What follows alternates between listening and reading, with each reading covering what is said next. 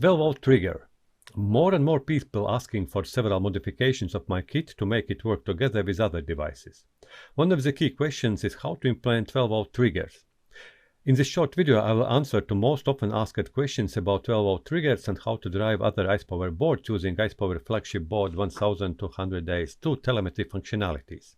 There are several remote control options built into 1000 AS2 board. The first and my favorite is wake up from signal function. It's kind of advanced 12-volt trigger function allowing the remotely switch on and off the amplifier using the signal sense functions from the input signals. The first step to start with is download the 1200 AS2 designer manual. I placed it on my website for your convenience. Write my website address, tcrussell.com, open it and go to downloads, and here I put most important manuals. For example, 1200 AS1 and 2 datasheet is here. If you open it, you can download it. There is all necessary information for your project. This is a primary source and I really encourage to read it through. If you have a multi-board setup, for example, three-way audio system, there is also another board, Icepower 200 AS2.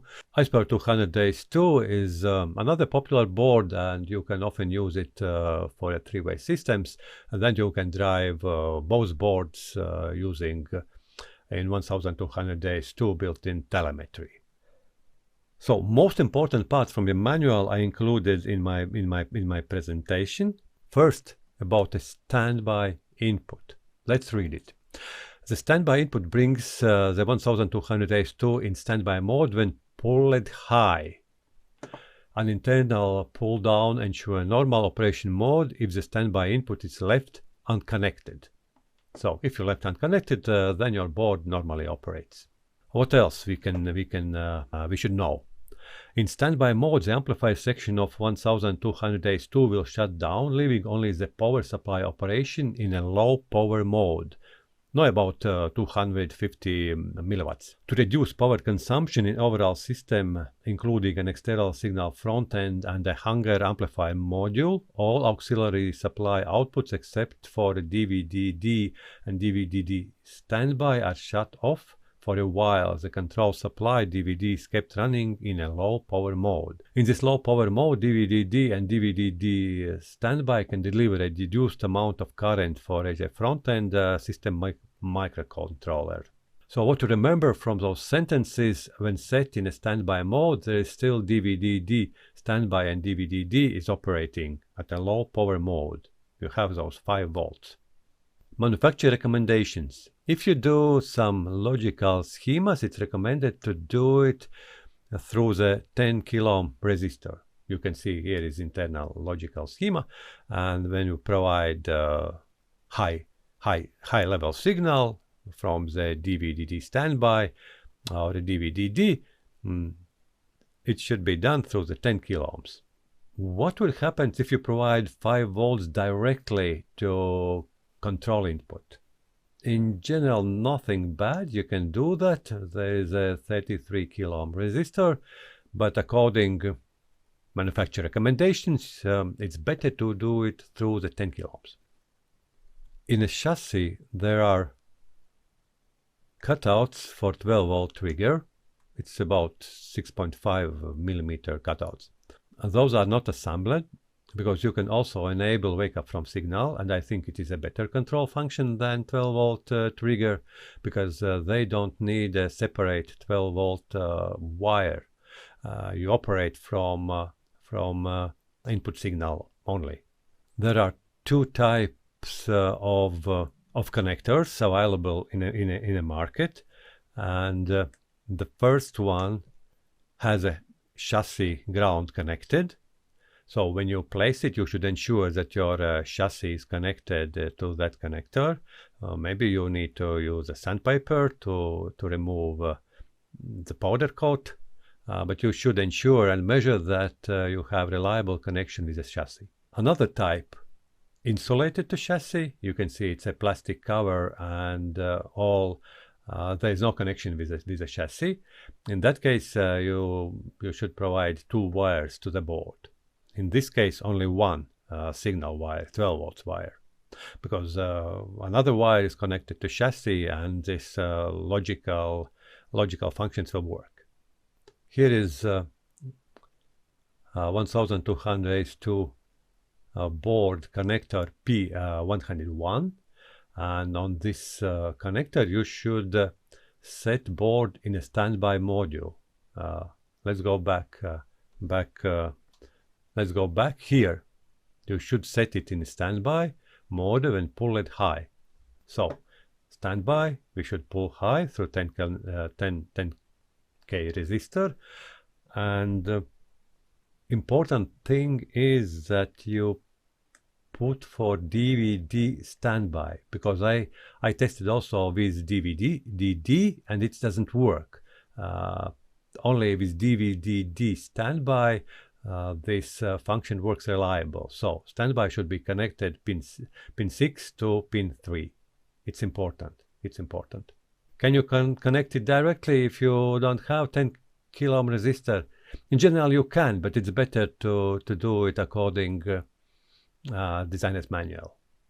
As that standby function is implemented in my kit, it's here. If you switch that switch at the on position, then board goes into standby mode.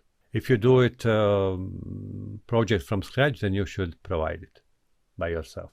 Another important notes from manual, how those 12-volt trigger works. When 1000 AS is in standby mode set by high on a standby input, we already did it, the module can be powered up by high on the trigger input.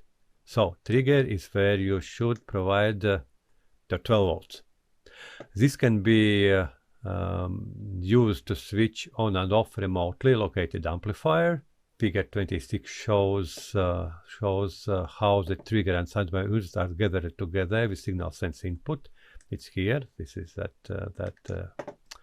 that figure.